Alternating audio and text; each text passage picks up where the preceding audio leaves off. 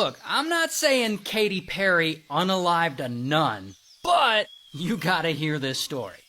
So this is Katy Perry, the pop star. You know Katy Perry. And one day in 2014, Katy decides to take some of that pop star money and buy herself a big-ass mansion in Los Angeles. So she looks around and she finds one for sale. This monstrosity.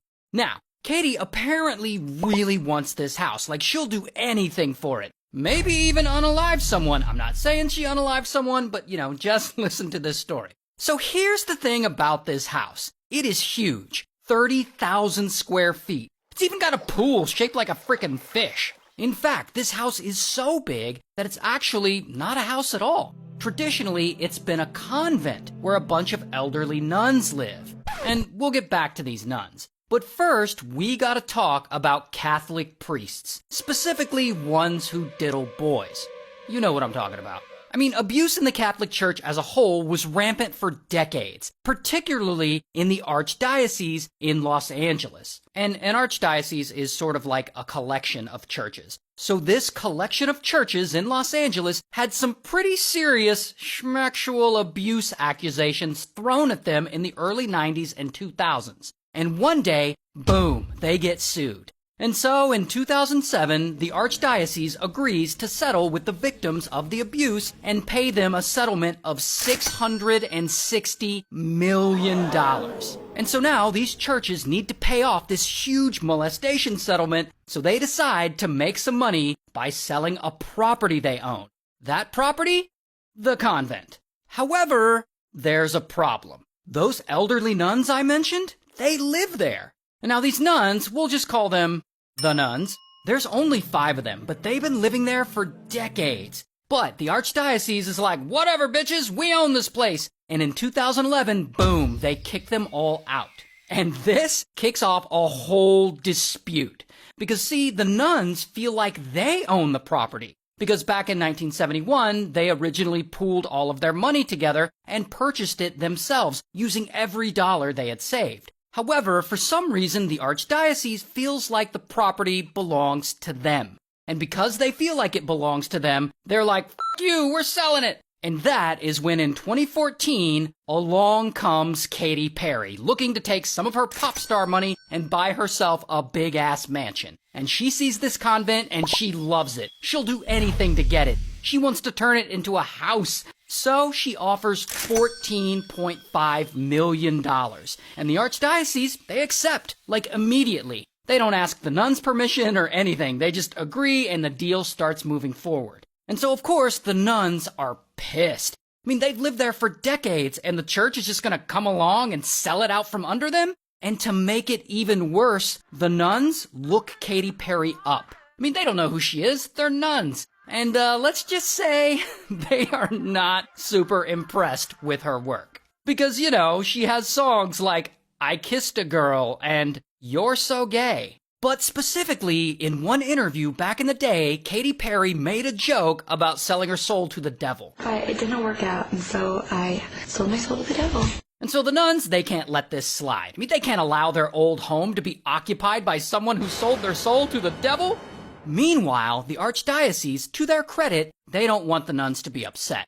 They want all of this to go down smoothly. And so they arrange a meeting at the property between the nuns and Katy Perry. And so one day, in 2015, Katy Perry shows up to the place, and she's trying to charm these nuns, insisting that she didn't really literally sell her soul to the devil, that she's actually a rather religious person herself. And in Katy Perry's defense, she did grow up in an extremely Christian household. Like, both of her parents were Pentecostal pastors. They were only allowed to listen to gospel music. Her parents were so extreme Christian, she wasn't allowed to refer to deviled eggs as deviled eggs. She had to call them angeled eggs. And I'm not making that up. And so Katy explains this to these nuns. Then she shows them the Jesus tattoo that she has on her wrist. And I'm not sure how impressed nuns generally are with tattoos, but whatever, she showed them. Then, in order to further convince them of how super Christian she is, she offers to sing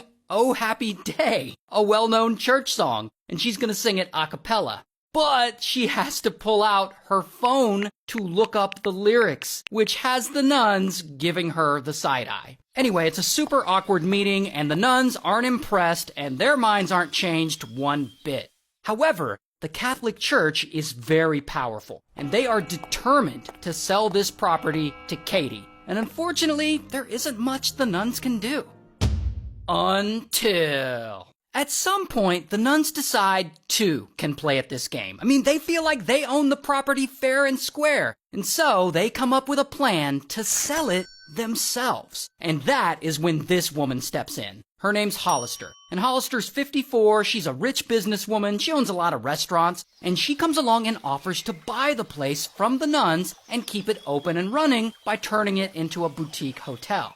And I guess the nuns are cool with that because they agree to sell it behind the archdiocese's back. So now you have two competing sales of the same property happening at the same time. But whatever, the nuns, they hand over the deed to Hollister and she moves in right away. And Katy Perry, Katy Perry is not going to let this slide. She feels like her purchase of the place was already in motion and legal. So she's like, oh, hell no. And she files a lawsuit. But not against the nuns, because that would be terrible PR. Like, Katy Perry sues a bunch of elderly nuns. No, rather, she sues Hollister, claiming that her purchase of the place is not legit. And this turns into an all-out legal war. I mean, two wealthy women battling it out in court over this former nun convent. And this legal battle goes on for years. And I'm sure it's very stressful for all of them, especially the 80-year-old nuns involved.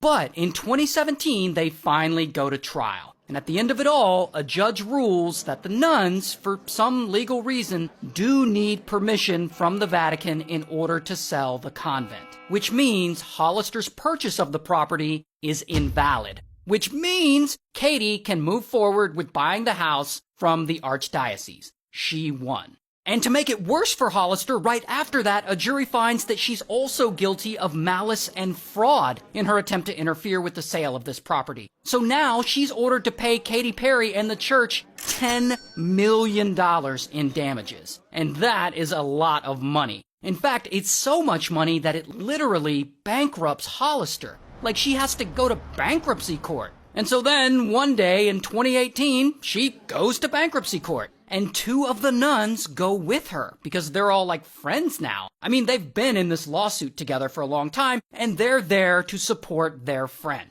And then on the steps of the courthouse, one of the nuns speaks to the news media, and she pleads for Katy Perry to stop. Like, stop with all the legal actions against her friend. Please stop. It's not doing anyone any good except hurting a lot of people.